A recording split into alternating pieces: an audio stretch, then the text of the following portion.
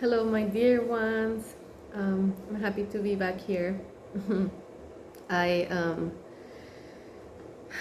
I'm going through a process of opening my vision further from what I have it now. I feel very joyful and grateful, incredibly grateful for what I'm going through right now, and it's gonna be also useful for the Akashic readings that I offer because what I offer is usually very clear, like, and has been helpful as people have told me, but there's always places where I know I cannot see further.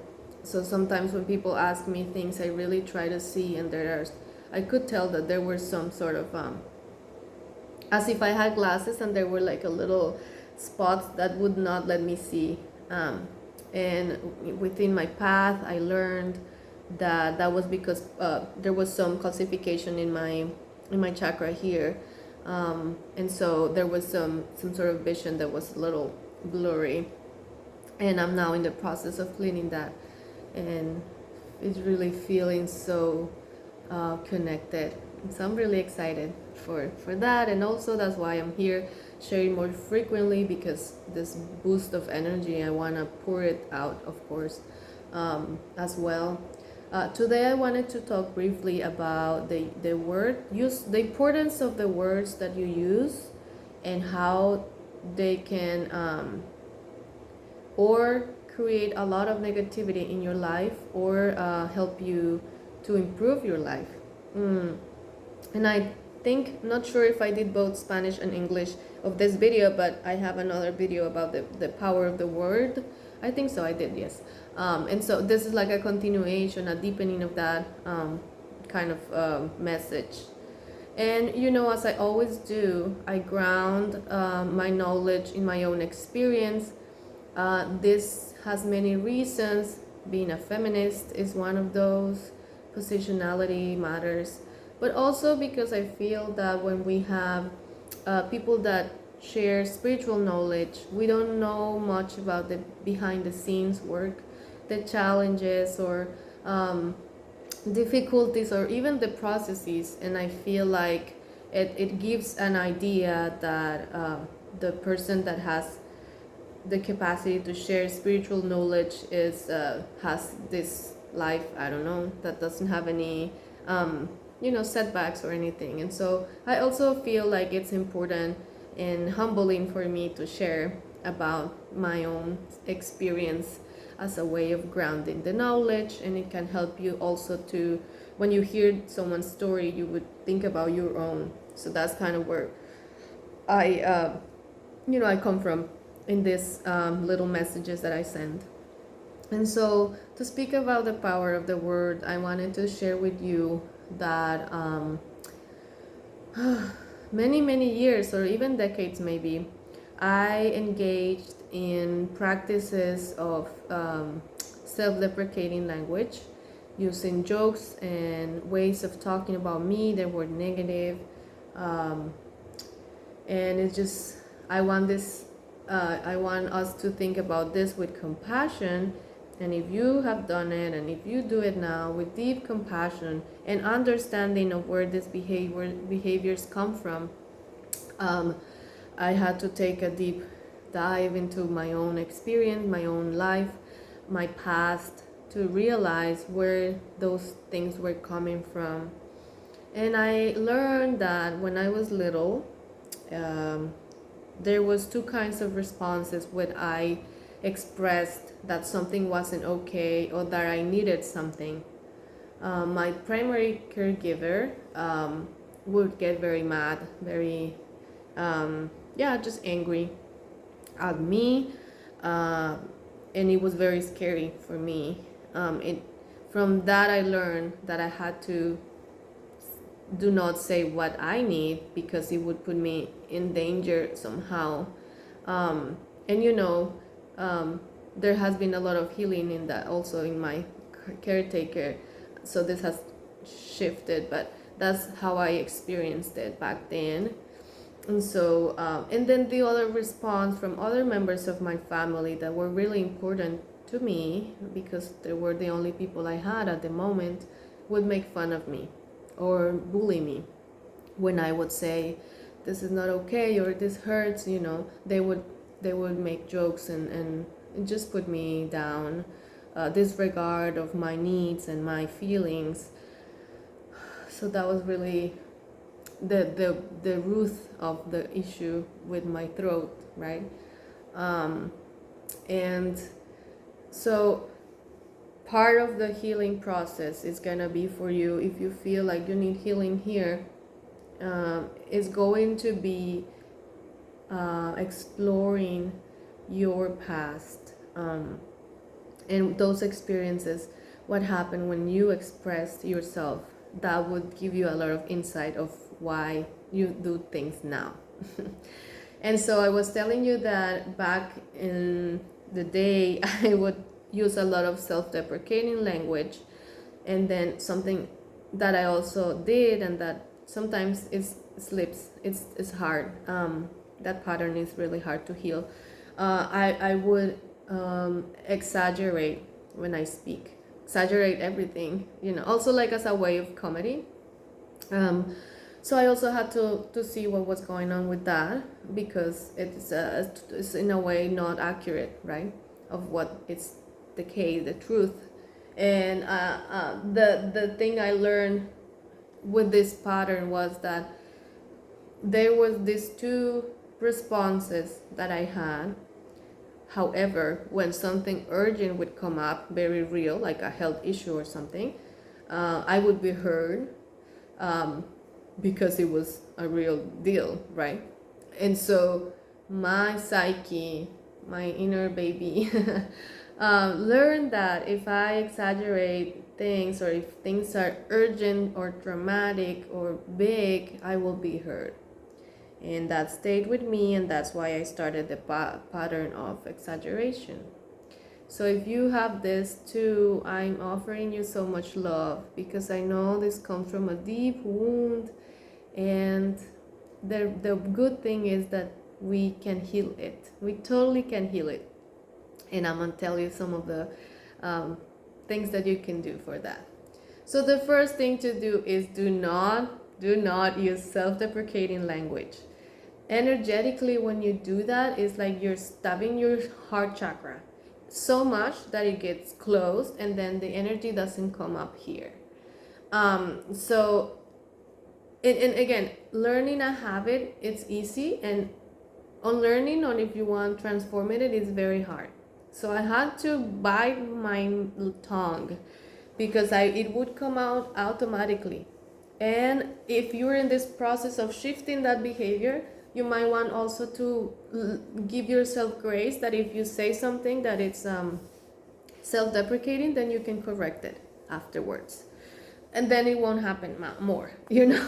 But it is a transition moment. You could be like, oop, sorry, I said that, but I want to just clarify, or like whatever feels like a sort of to correct, or kindly say what you actually want to say, right?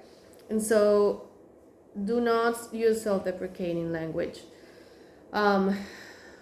Instead of that, the medicine of is give yourself a lot of affirmations every day, all day, seriously. Part of what I needed to heal from the mockery and the angriness when I would express a need or a hurt was to tell myself, I'm so sorry. I'm so sorry that happened. That's hard. I'm so sorry. Let me support you.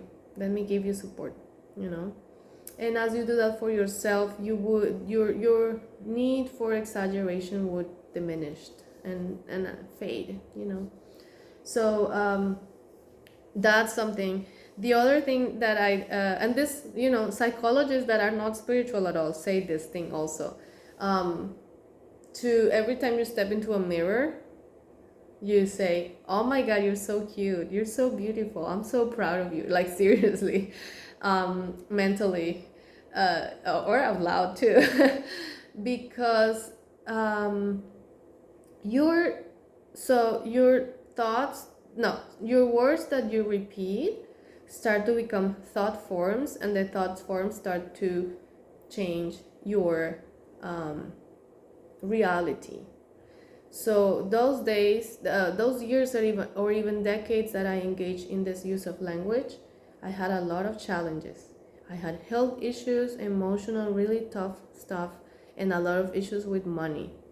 The reason for that is because this center is connected to the solar plexus, and both are related to your purpose, your truth, your self-expression, and also your action. Like, what are you passionate about and how you put that into action in the world. So when one is damaged, the other also has damage, and it really impacts your life. When I started to transform those patterns that I'm telling you, my life flourished. I started to have more resources, more clarity. I mean, so many things happened. I got glowing. um, and again, it's not linear, so I wouldn't have setbacks and like, it still is a journey. But I will tell you, it does change your life for good. And we should talk also about how you communicate related to other people, because that also shapes your life. I have, because of my numerology, I have a very, it's a karmic path.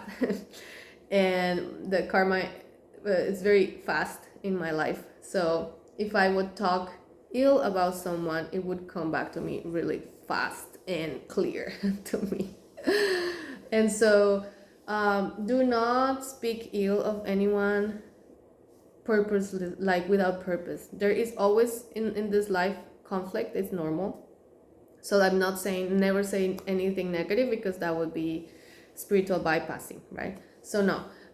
But when you have a conflict and you purposely need to talk about it with someone, make sure that you are connected to your heart, and the way you're expressing the conflict and talking about the other person, it's as much as accurate as you can. Do that as an exercise. Slow down and really think what is coming out of your mouth.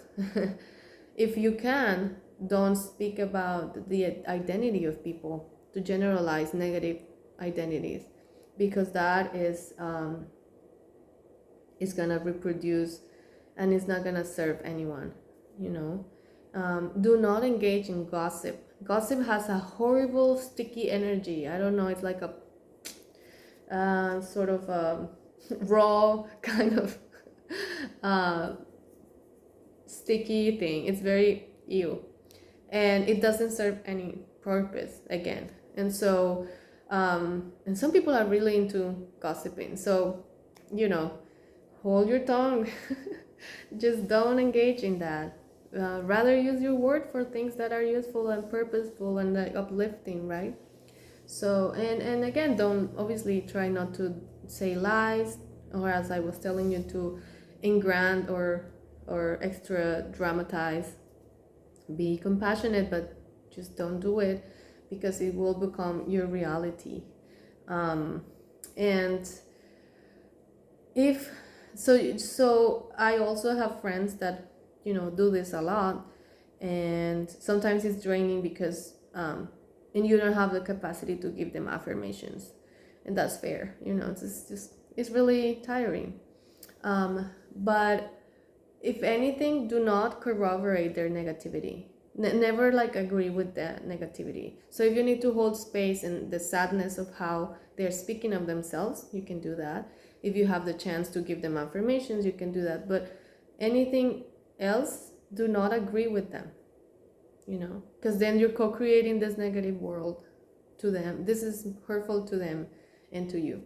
And so don't do it. Again, if you're in a conflict and you're gonna recognize that someone acted in not a great way, that's different, right? And again, in all those instances, really ground yourself and connect with your heart center to see what is actually true for you, to you, right?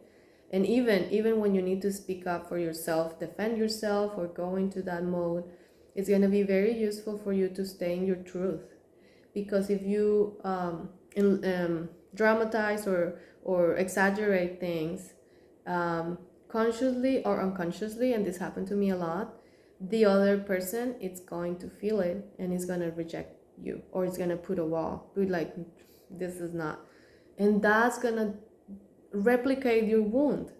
In my case, it would replicate my wound of not being seen, right? And so it's gonna be a vicious circle, right? And yeah, it was really painful for me, because I would see how my friends or like people would reject me, and then the purpose of me unconsciously exaggerating things would not have any fruition, right? Quite the opposite. I will feel more abandoned and more rejected. So yeah, so let's just not engage in those practices. And finally, if you're using affirmations, you can definitely charge the mirror that you use daily. Mirrors are portals, but I recently learned that you also can program them to reflect things back to you.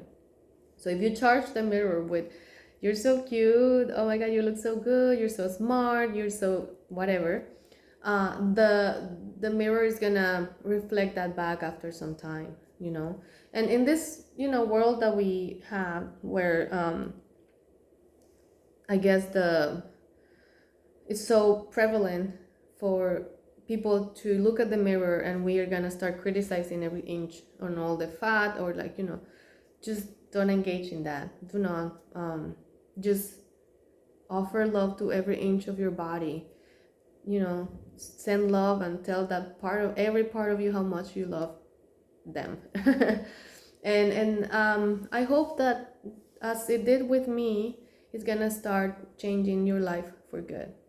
So that was the message I have for you today. I've been thinking about this topic for some time, and then yesterday I did have a conversation about healing the throat, and so I really felt that the circle completed and I was ready to share with you. And so there's also a lot of meditation, colors, and frequencies to heal your throat chakra. Because I guess if you're engaging in lying and exaggerating and self-deprecating, it means that this center is not working well. So if you are also inclined to do that, I will definitely recommend that for you. And I do hope that this is helpful, and that you can transform the way you communicate, put in more intention, more purpose, and I hope that your life continues to flourish as it did for me. So that was my message. Sending you good energy your way, and I'll see you in the next one.